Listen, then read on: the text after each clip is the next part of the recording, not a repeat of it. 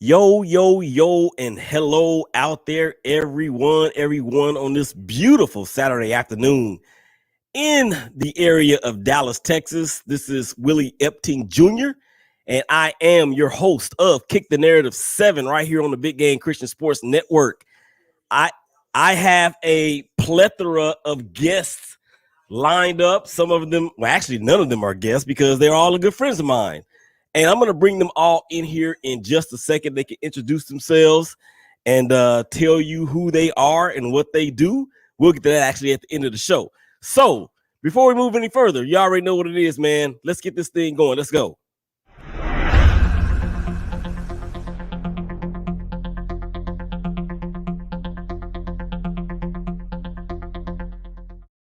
Yes, sirree, buddy.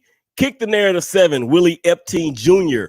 I am the owner and creator of the Shakeback Media Group, which includes the Shakeback Sports Show, 12s and 6s, and 1s and 7s, Saturday and Sunday on the BGC Sports Network. Also, hashtag Brothers of Baseball Show, 12s and 6s, 1s and 7s, Monday through Friday, Big Game Christian Sports Network. Also, the Shakeback Consulting Group, which is comprised of myself and my wife, Patrice Epting, and we have a podcast coming out on that as well. Can't wait for that. You can check all of our information out at shakebackgroup.com. And so I'm going to bring in the plethora of minds. You know, they always say that it really shows how smart you are when you bring in people that are smarter than you. And that is exactly what I have done. So the first person, he is a 14 million time Stellar Award winner. He is the general manager of the BGC Sports Network. His show, Sports in the Mix, you can hear Monday through Friday on the 8s and 2s and the 9s and 3s, Monday through Friday. I am talking about none other than Cedric Bailey. Said, what's up, man? How you doing? Hey, what's up? What's good, man? You good? Can I just steal your line? What's happening, world? No, man, we don't do that anymore. That's old news, man. That's from years and years and years that's ago. How I met you, man. I had to say that. That's how I met you. That is very true. I do stand, in this case, sit corrected. All right, next person on the docket. He is a former, actually, no, because once you're in this, you're in it for life. He is a Marine, retired as a staff sergeant. He is also the do everything. He is the brand awareness manager and the senior vice president of marketing for the Shakeback Media Group. I am talking about none other than John Motley. John, what's going on, buddy? John is on mute as usual. Okay, John. If you can hear me, you can come back. All right, next person. There he is right there. What's up, John? Oh, you're muted, buddy. You're muted. Okay, we can't read lips. So we're going to move on till you get your audio taken care of. All right, next person. She has been on the show before already. She is definitely a mental health expert, or mental health advocate, rather.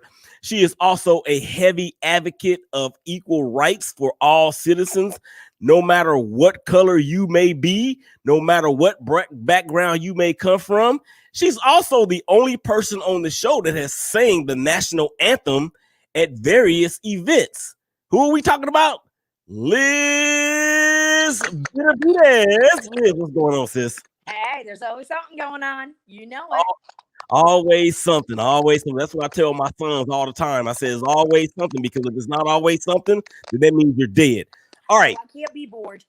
Yeah, exactly. All right. Last but certainly not least, this gentleman coming to the stage, I have known for I don't know how long.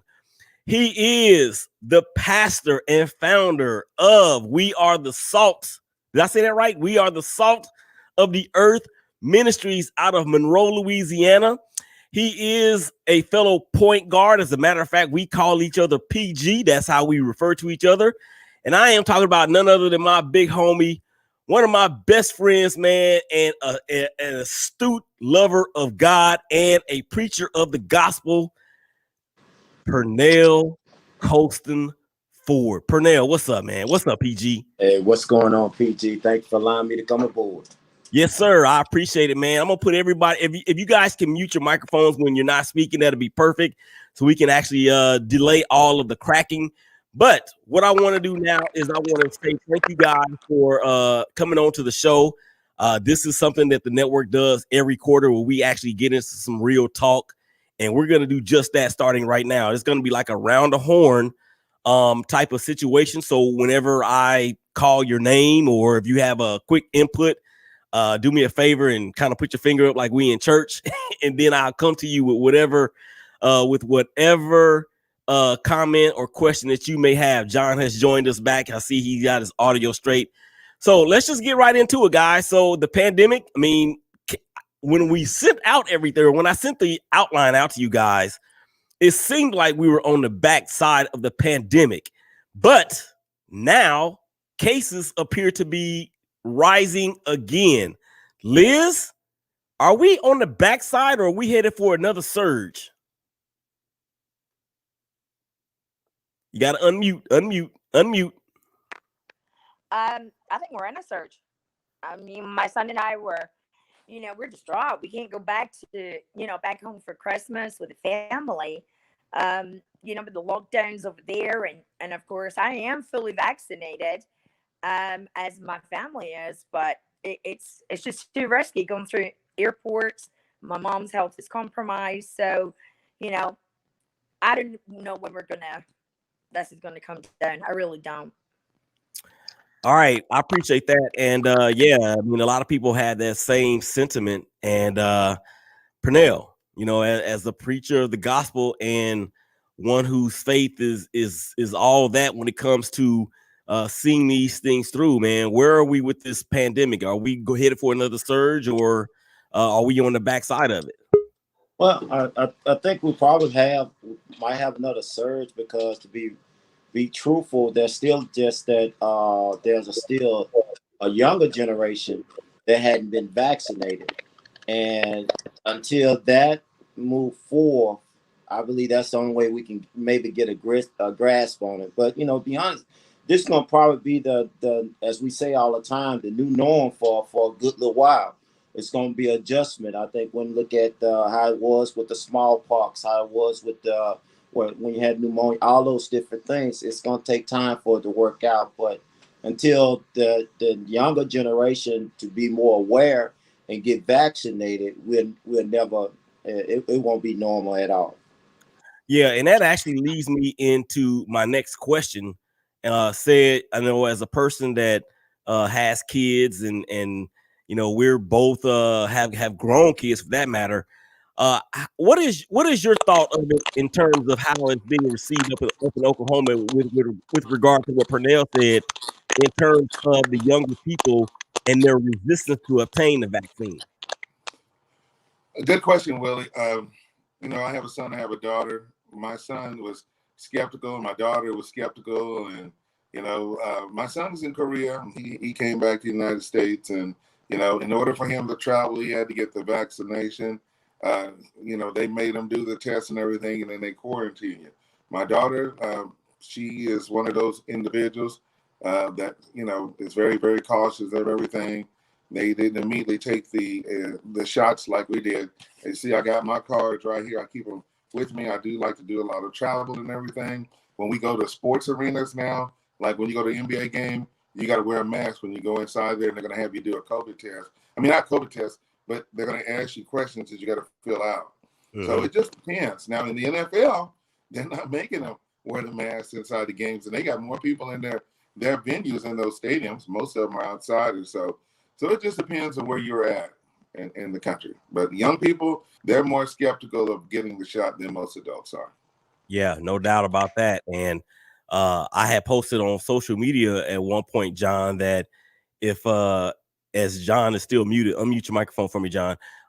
As I had posted on social media at one point that if the generation that we brought into the world is going to be the generation that saves us from this, we might be in trouble. Mm-hmm. So It's not really like that. I don't think with well, I shouldn't say that because I don't know. John, give me your thoughts. Give everybody your thoughts on where we are in terms of the younger crowd, man, being so what seems to be anti-vax. Well, I guess before I should start, like I should say that yeah, I'm fully vaccinated. However, I can understand from the skepticism, and because it's just been thrown out there, it's really been just kind of the perception, I guess, is hey, you got to get it done in order to participate or do certain things. Mm-hmm. And from a sports standpoint, I think that's you start treading into like the wrong values. However, me being from vaccinated, I would suggest to get vaccinated, but it doesn't mean that I want to like overrule the scientists or the youth of today, because to be honest with you, the youth of today, they have some good views and a lot of you know I mean, I'll be honest with you, like they taught me a lot. Mm-hmm. So, and I'm a 45-year-old individual that has an education from major universities. However, some of the things that my nieces have taught me are pretty valuable to me, as and that's what I would encourage, is to have those conversations with the youth or the people and find out what their perspective is, if that makes any sense. So Yeah, it does make sense, John. And I echo those same sentiments, especially when it comes to the crowd that's younger than we are. There's a lot of things that they bring to the table in terms of stuff like this streaming and all this technological type of things. And we have to be, in my opinion, we have to be a little bit more open-minded to what it is that they're thinking, feeling, or whatever the case may be. But we are the adults, and we are the ones that know more than they do when it comes to foundational things. And hopefully and prayerfully, man, that that wisdom will come forth more so than people's feelings or ignorance or unwillingness to learn or whatever the case may be. All right, so guys, we are rolling through the show, man. I appreciate you guys. Just kick the narrative once again. Willie Epstein Jr. holding it down, man. This thing about critical race theory. Now, people out there that are watching us, and that will be listening to this later on iTunes as well as Google Podcasts. I'm plugging myself. You can see that we are a rainbow coalition of a panel right here. You have 3 African American men, you have 1 Caucasian male, and then you have a female who I actually really don't know what the heck she is. All I know is that she's a sweet friend of mine. So, and that's the only thing that matters. But so this is what we're going to get into now. This is this critical race theory that's continuing to plague and divide in terms of what's going on in the world. And since I was not able to call out her ethnicity, I'm going to bring her out first. Liz, you know I love you, Liz. You know I love you. I'll be down there just very soon. You're in trouble when I get there. I am born and raised in Scotland. Okay, see, I knew that, but I wanted you to say that. You've told me that before. You've seen the pictures of my kill. Yes. I did the national anthem in my kill. Yeah. Yep. So this critical race theory, what is it about educating people who are not considered to be the majority?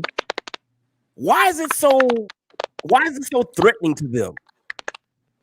I really don't know why anyone would view it as a threat. I feel very strongly that heritage and all of that should be taught in schools. I have a nonprofit, and our focus is cultural education. We do have the sports committee because obviously that's culture in itself.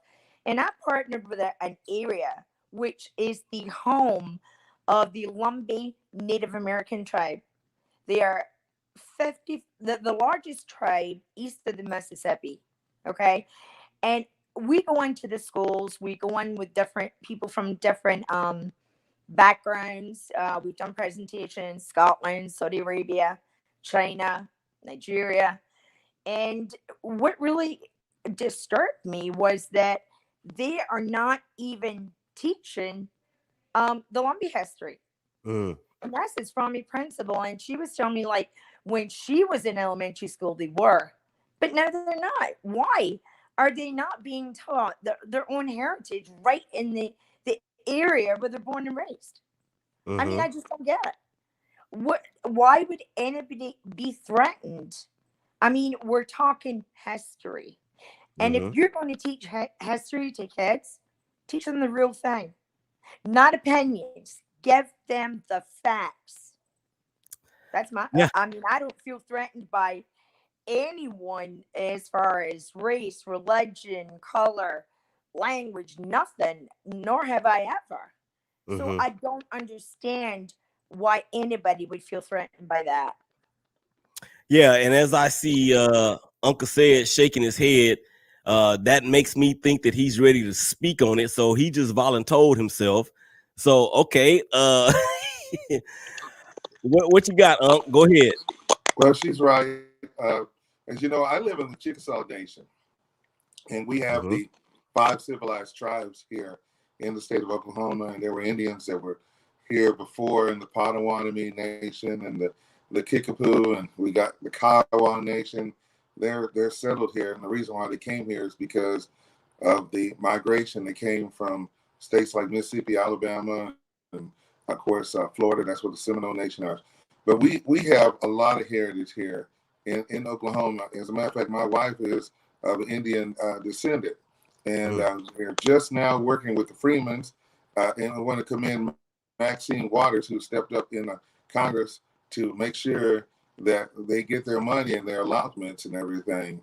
We have a lot going on in this state, but she's absolutely right. They have to be able to teach it in the school. They only taught us just a little bit, so we basically have to read it on our own. And I've been definitely studying it and everything, and just can tell you that it's definitely true. They definitely are being in a situation where the Indians have dominated, in this state.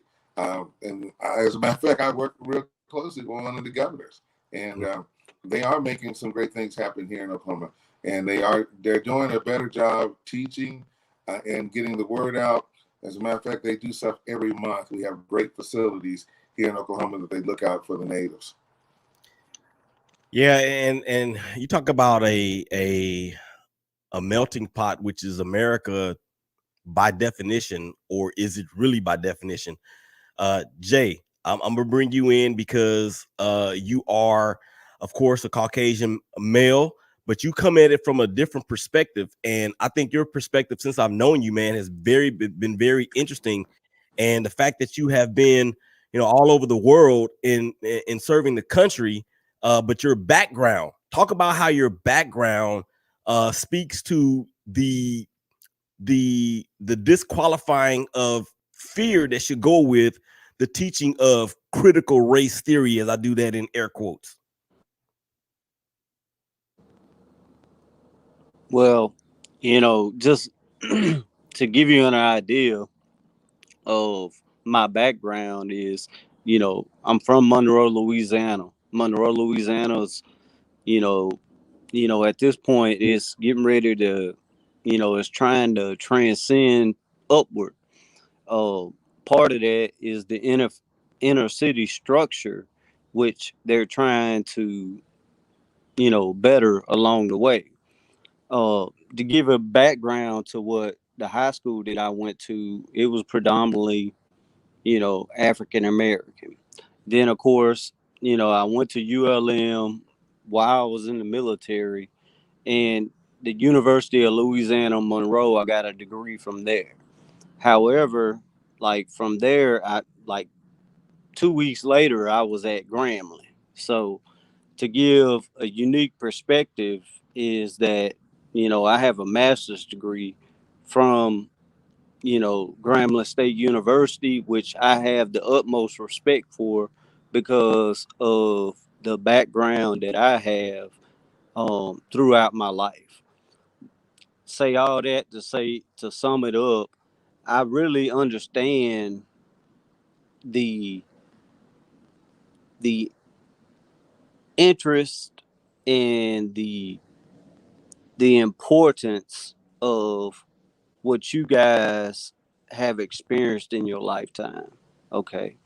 And so for me to express that, and that is something that and this is from me coming to, you know, you guys, to let you know that, at the end of the day, it's all about unity. It's about progress. I can't go back and change anything over the last however many years. However, I can change today, my viewpoint, and I express that to everybody that I encompass each day. So, and with that, I'll shut up and listen. So, y'all got it. He said, "I'll shut up and listen." All right, but I mean, and look, that perspective and that point of view is one of a kind on this particular broadcast right now, because and not to say that everybody else's isn't, but to me, it's such a privilege and a joy to hear that coming from my brother, who's a little bit of a lighter shade of color than I am. And that's how I like to phrase things. I don't like to say black or white anymore. I like to say a person is either the same shade or a lighter shade, and just leave it at that. So okay. I see you, Liz. I see you. Pernell, you and I, man, we kind of probably share the same perspective. I'm gonna bring you in, man, so you can round it out with this. So yeah, go ahead, man. Okay. Man, this is such a broad topic, especially John.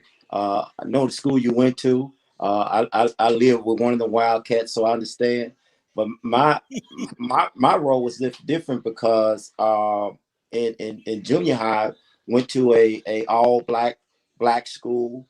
From junior high, went to Washita Junior High, which was mostly Caucasian, but I think the root of it, and I believe what the a lot of the problem coming in that is when you have to go back and really look at history, the whole history. I think Sister Liz spoken where you have to teach about everybody's history, and I think that's what the struggle comes in at, because if we go look at the history of what everybody has done, some people don't want to know the truth, and we just be honest. But I have learned, even on this walk, in order for anything to get fixed, we got to go back and just speak about and do it with love, you know. But in some areas, it's hard. It's really hard in some areas, because when you talk about the truth and bring it forth, some people are not ready for it. Right. Some people heart is not ready for it, because and that's in any race. You go back and you talk about where a great grandfather did, where great grandmother did, that people are not prepared for that. But what I love with our generation, younger generation, I love it more because they don't look at, like you say, they don't look at the skin color. They just look at the heart. Mm-hmm. And I think that's where even we of age need to get to that point, and even older, to look at the heart. Don't look at the color of the person's skin. Look at their heart. Look at their character. Look at how they present themselves, and stand on that. Yeah. No, I say even with the preacher side of me, when we go to the Word of God, when we look at Jesus through the whole Bible, when he was on his walk, he was talking about unity. When we get to the point and grasp unity of whatever he caught you in, grasp unity and come together, then I think that's when things will make a change. Yeah, and I'm gonna bring Liz back on because she looking like she's chomping at the bit. Um, uh, yeah. Oh, wait a minute, Liz. I'm gonna bring you in. I'm gonna bring you in. Come on. All right, I'm here. Go ahead. Well, I mean, listen to everything. I mean, you've heard the expression. I use it all the time. Ignorance breeds contempt. So when you are uneducated on something, you're completely ignorant towards it. And what we do with Children Connecting the World, in the way we teach culture, we bring in the people from the different cultures. We've had people like Saudi Arabia, and that's a big thing, the Middle East as well, you know, because of media portrayals and being portrayed very negatively. You know, again, people have this misconception about who Middle Eastern Saudi Arabians are. We have some of the closest friends that are from Saudi Arabia. My son was exposed to the culture at a very early age. We did homestay for Arabic students who were studying English well, before going on to university. It was one of the best experiences that we had. I mean, they treated my son, that was their little brother. I Mhm. was mom or auntie. I mean, and I went through a lot with that. I was accused of actually harboring a terrorist cell, and Mm. which I thought I kind of laughed in people's faces that you have no idea who these kids are. I mean, my husband was diagnosed with cancer, and one of my former students was in Tennessee, a university. He sold his iPad for gas money to come to my house to be here for my family. Mhm. These are they're just they refer to people as having white hearts. But another thing that we find is people within their own culture tearing each other down. I have seen it with the natives. I have seen it with Egyptians. I have seen it with Saudi. I've seen it in all walks of life. And again, the word unity is the biggest one. Instead of creating a division, we have got to find ways to unite. Because at the end of the day, I don't care what color your skin is or where you're from. We all have beating hearts and we all bleed red. We are all Mhm. God's children. Mhm. And so we come in all different shapes, sizes, colors, whatever. So what? On the inside, we're still the same. And we have got to get that message over and unite culture within culture, as well as bringing all other cultures together. And that's why my nonprofit is called Children Connecting the World, because you give the children, I mean, the kids in our presentations, they go crazy. They'll tell me, Miss Les, we learned so much. We have so much fun. In fact, I kid you not, when I go to Lumberton, there's a couple of little boys kidnap themselves into my car and come up here for the weekends. I mean, obviously, I've gotten to know their families, and we've been at Panther training camps and all kinds of stuff. The kids just love it to be, they don't look at me being any different. They may be Native American, I might be Scottish, blonde hair, Mhm. blue eyes, but I'm Miss Les or Auntie Les to them. It Yeah. doesn't matter. We Yeah. unite. That's where we're about. Yeah. And I appreciate that. And I'm gonna round it off by saying this. Um, Number one, it is a lie. The whole narrative of critical race theory is a lie. The reason why I say that it is a lie, because they put the word theory at the end of it, which means it's a theory. It's somebody's thought. It could be this, or it could be that, or it could be that what they want, or what they want you to know. Here's the thing. It should be called critical race truth, because it's not a theory. These are things that have happened in our country. And these things that have happened in our country is the foundation of what our country was how it came to be and where we are now. Right, wrong, perfect, imperfect, whatever the case may be, it is what happened. So I have a phrase, I have a quote that the Lord gave me some time ago, and he said to me, Willie, you can do nothing about what happened, but you can do everything about what happens. So for the people out there who are out there and they are so hesitant or so hell bent on allowing these truths, not their truths, but the truth to be told, they are scared of losing the power and the authority that they think they have. Not that they have, but what they think they have. And at the end of the day, Pernell, Willie, Liz, Rachel, John, Big Day, Uncle Said, all of us are going to have to stand in front of that man named Jesus and give an account to what we did with the gifts that he gave us. And I don't want to be in the one that said, well, I wanted to suppress these people from really knowing or being educated on what happened, because everything that involves a theory, it is anti-God anyway, because God deals in truth. Theory breeds confusion.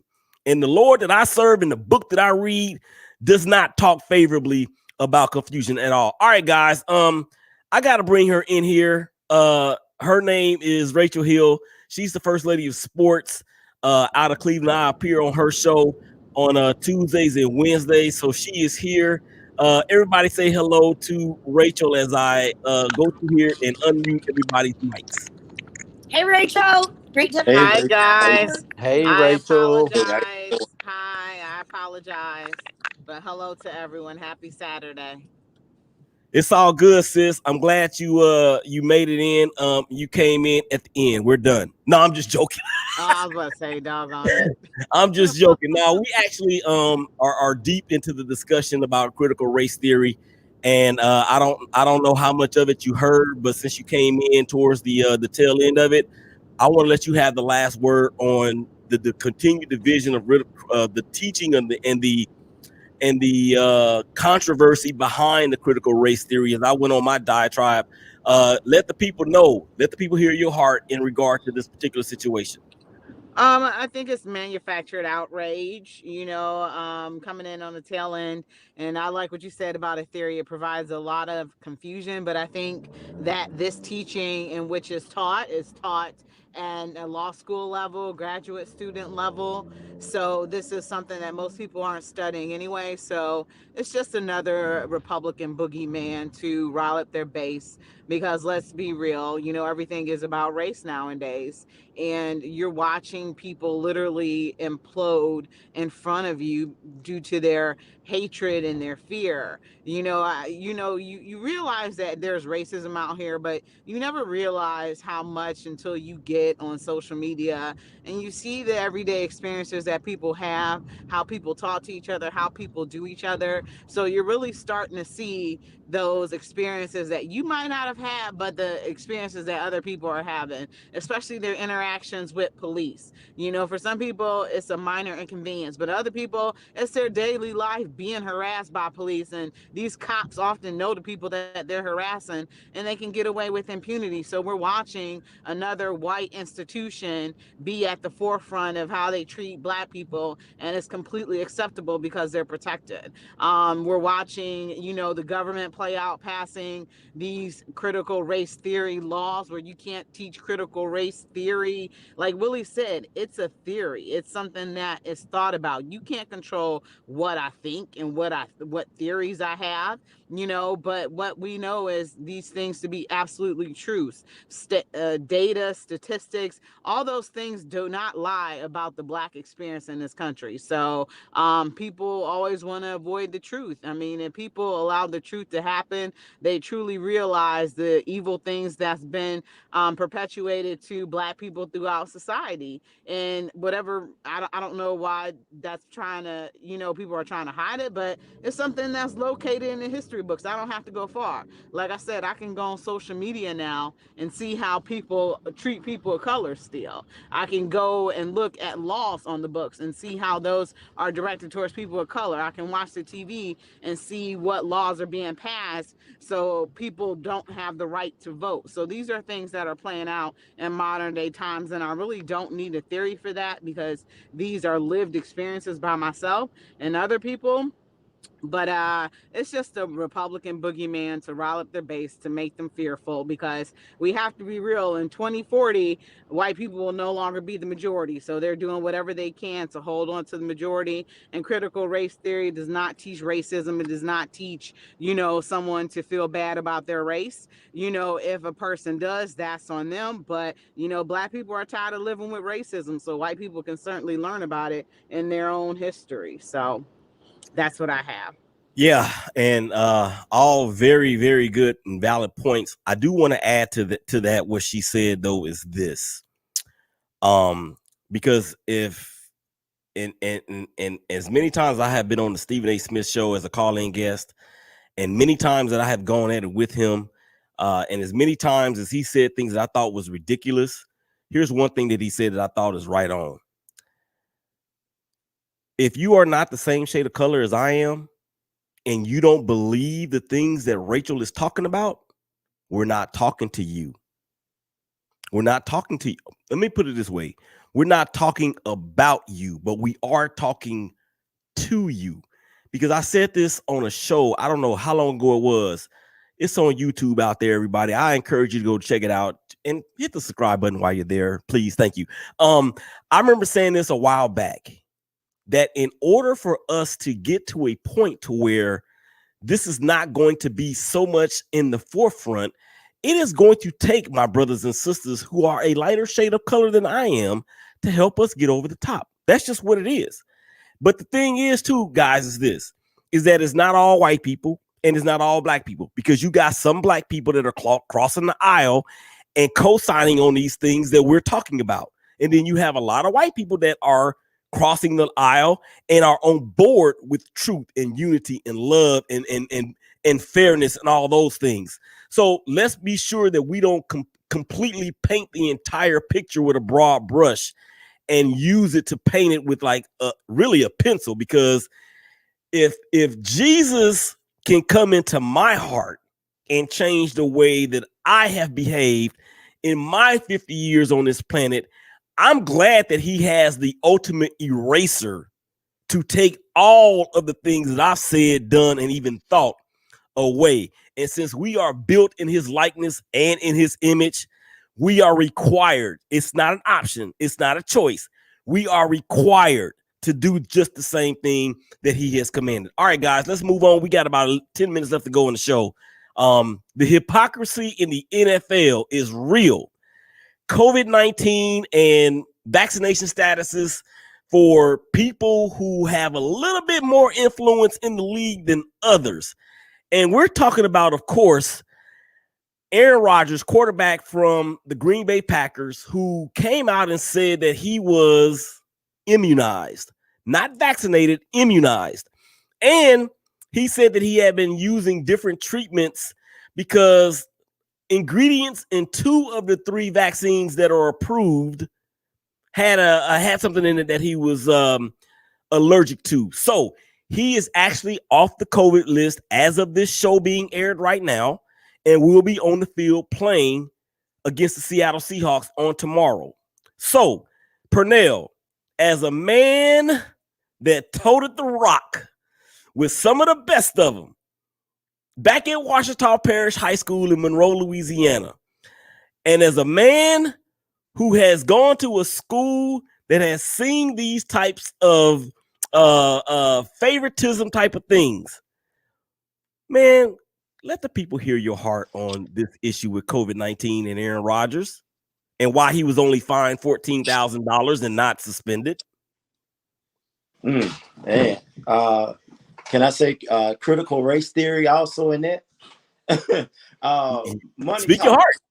Money talks. Money talks. I mean, when your name is a big name, money talks, because we talk about Aaron Rodgers, but then you look at the basketball player. They won't even allow him to play because he hadn't been vaccinated. So I think it's all about your name.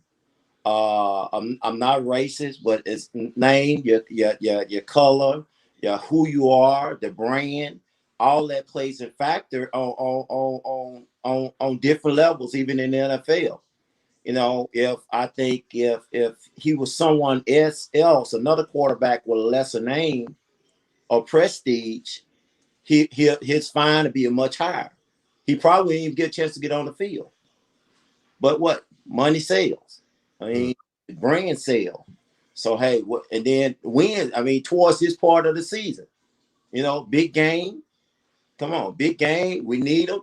That's gonna bring ticket sales up. So I believe all that plays in a factor. And I mean, not just in the NFL. If you want to talk local, that They even plays it in your local towns.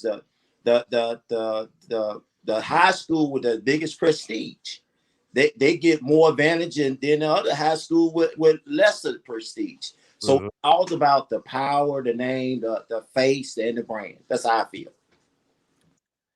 Yeah, and man, I'm gonna wrap it up at the end.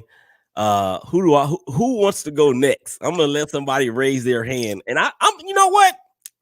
Okay. John has shown his face. He's raising his hand.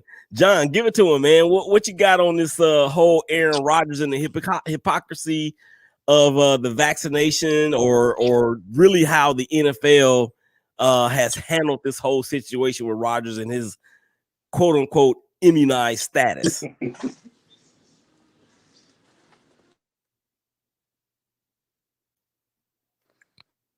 Sure. Okay. Make Go sure ahead. I was on mic. So, my biggest thing is, the hypocrisy of the NFL. Okay.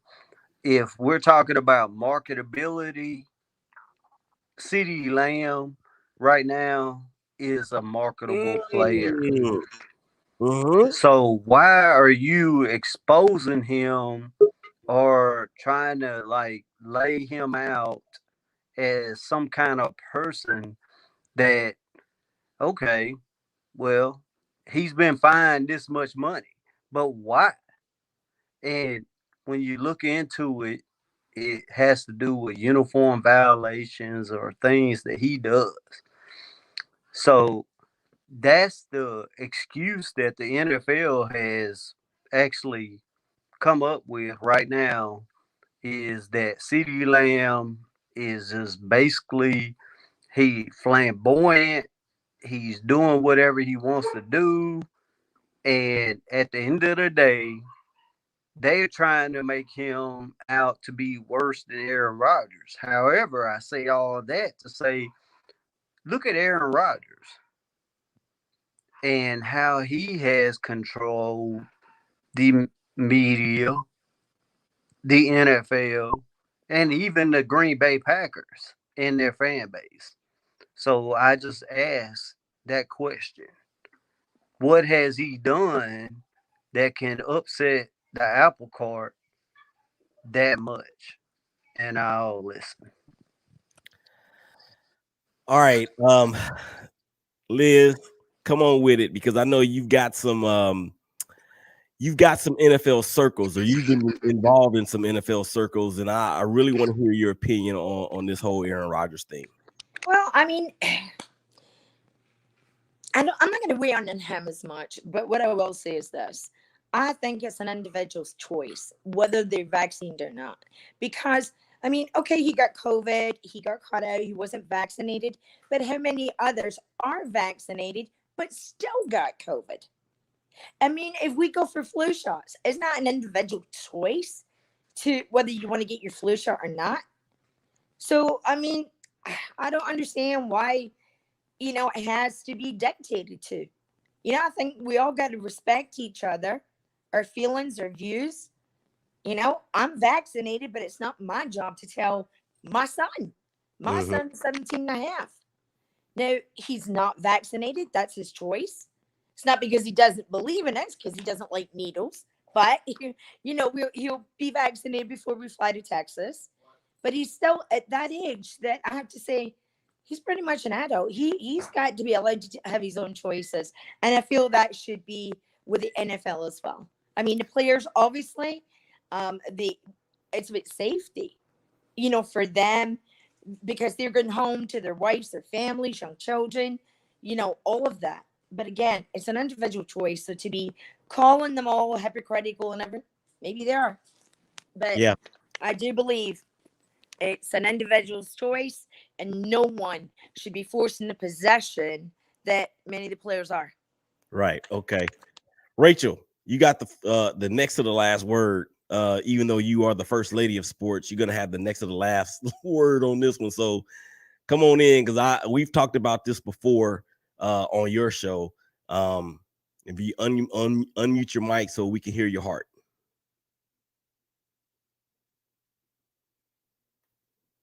Okay. She obviously did not hear me. So if she comes back in, that's fine. And we're gonna go ahead and end the show after my point. I'm gonna give you guys a chance to plug everything that you have going on, how people can follow you, reach you, see you, speak to you, kick it with you, whatever. Here's my thing with Aaron Rodgers. Liz, you are 100% correct. It is a personal choice. And I don't think well, for me, it is not about whether he chooses to take the vaccine or not. That's not what I'm here to talk about. What I'm here to talk about is the fact that he lied. He lied. He flat out lied, and he deceived, and he made it seem as though he did something when he did not do it, and he knew he didn't do it. The hypocrisy comes in when the organization that he works for, they played a hand in this. They knew about it. You know they knew about it. And not only that, he broke the rules. He broke the rules, the new rules that are in place for a new world that we are in when it comes to the pandemic and all those other things. He did not wear a mask. He did not wear a mask on the field. He did not wear a mask in the common areas. He did not wear a mask in places where reporters are, the media. So not only is he affecting or potentially affecting his own teammates, he's affecting teammates on other teams. That's how super spreaders begin. That's how the virus got into the country to begin with, then it was because we didn't know. But to know and not act because you don't know is different. But to know and do nothing, that's just pure evil. So my thing with Aaron Rodgers in the NFL and the Green Bay Packers in particular, who are trying to appease this dude because they want to bring him back next year after he made all of the noise that he made about not having a say in personnel decisions, in which they don't have to grant him that at all. He's a quarterback. So everything that he brought to the table in terms of why he was doing what he was doing with the Packers, they actually let that happen, in my opinion, because they want to appease him. Now, for the fine of $14,000 and some odd dollars, number one, that's like me giving a penny to somebody as he gives $14,000 back to the NFL. That's nothing to him. Number two, John hit on it a little bit earlier. Why is CeeDee Lamb getting fined more collectively for equipment violations than this dude did for potentially killing people? Now, what if that would have happened? And then number three, let's just call it out for what it is. He was out last week against the Kansas City Chiefs, which was obviously the biggest game on the schedule for week 9, but he didn't play. His replacement came in. He stunk up the joint, showed that he was not ready. But here's the deal, ladies and gentlemen. We all know that the NFL is a multi-billion-dollar business, company, entity. And Aaron Rodgers is one of the top 4 or 5 most recognizable stars of that league. Not only that, he has a high profile in terms of what he does off the field with State Farm and whoever else that he's got endorsements with. The NFL sought it more important, and the Green Bay Packers sought it more important for this dude to go out onto the field knowing that he was in the status that he was in, potentially affecting others and their family members. They thought of it more for them to do that than to have people's lives in the back of their heads. And Aaron Rodgers is the reason why he used the term immunized. Look, say what you will about Kyrie Irving, about him taking the vaccine or not taking the vaccine. I don't really care. But what that dude did do was come out and said, I'm not getting it. Bring me all of your stuff. Aaron Rodgers did the exact opposite because he didn't want the smoke. And for me, I have lost a lot of respect for him, the Green Bay Packers, and the NFL for that matter. Now, does that mean I'm going to stop watching the games? Not even a little bit, because I'm entertained. And it gives me something to talk about on platforms like this. All right, guys, I appreciate you guys chiming in, man. Let's go ahead and bring Pernell back in. Pernell, give everybody all of the information necessary, how they can follow you, watch you, see you, talk to you, hear you, all that.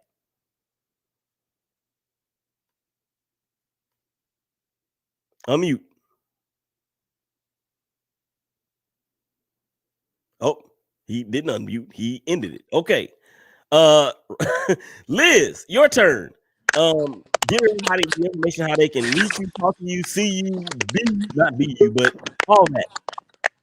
I'm on Facebook, Liz Doherty Benavides. On Instagram, I think it's Liz Benavides one, something like that. Website, childrenconnectintheworld.org. Or you just call me. My number's out there. I don't care. I take calls. In fact, pretty hectic this morning with the calls from a football field. But anyway, yeah, just reach out, guys. I'm always available. I answer my phone, my messages, all of it. Very good. All right, John, Jay, John Motley. Man, give it to him. How can people see you, hear from you, talk to you, whatever? Well, like the Shayback Show, I'm gonna tell you, it's on point. And if you want to get interested in getting a good show, this is the one. So, appreciate that. Y'all have a blessed day. All right, is my sis Rachel? Is she back? She is not back. Oh, yes, she is. Yeah, sorry. I am here. You can listen to me Monday through Wednesday, and Willie as well, Tuesday through Wednesday on Her in the Huddle on WOVU 95.9 FM, but you can listen online at WOVU.org. And we also use StreamYard to do our show. So having Willie on the show with me is a blessing. So always glad to have him there. And then during the baseball season, you can follow my work at MLBbro.com to see content creation of videos that I do. But right now I'm covering the Cleveland Cavaliers. So the best way is on my show, and you can watch it on Facebook Live at StreamYard. So we do that. That's how we do it. All right. And last but certainly not least, man, PG, let them have it, man. Let them have it. Oh, I got Can you hear me good? There you go. All right.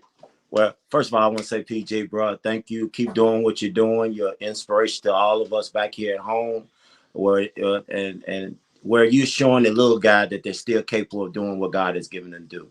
But for those that might be interested in following us, the name we're on Facebook Live. The name of our ministry is We Are the Salt of the Earth Ministry. The young people say the salt. So feel free to come on Facebook Live, and you have. We had a public page, but I'm learning when you allow stuff to be publicly, people try to tune in to use their own platform. So it's kind of a private page, but all you got to do is request that you want to be a member. I can make you a member, and our services are every Sunday at 11 o'clock and every Tuesday night at 6 o'clock right now. And you can come in on Bible study on Tuesday night. You might enjoy it because it's a dialogue, not a monologue. So everybody has a chance to share in God's word and their viewpoints. So then again, like I say, I just thank you, brother. Thank you, sister. Thank you, all sisters and brothers, for just this opportunity to chop it up with you all and to get some insight from you all as well. Yeah, and when I tell y'all that dude can preach the word of God, that dude can preach the word of God. I mean, it's like I told this congregation when I was visiting there a couple of weeks ago. I can almost guarantee you at 99.999% that this guy would have never thought that he would be in the position that he's in right now, leading souls to Christ. All right, for me, Willie Epstein Jr., of course, the owner and CEO, creator of Shakeback Media Group. I mentioned all of the stuff earlier. I appreciate all you guys coming on the show. To the dopest engineering game, Big Day behind the boards. He remains unseen, but never not heard. So for all that being said, for the panel, this has been Willie Epstein Jr., Kick the Narrative 7 on the Big Game Christian Sports Network, man. Y'all take care of each other. Y'all love each other. Y'all hug each other, and we'll talk to y'all again real soon. Peace. We out.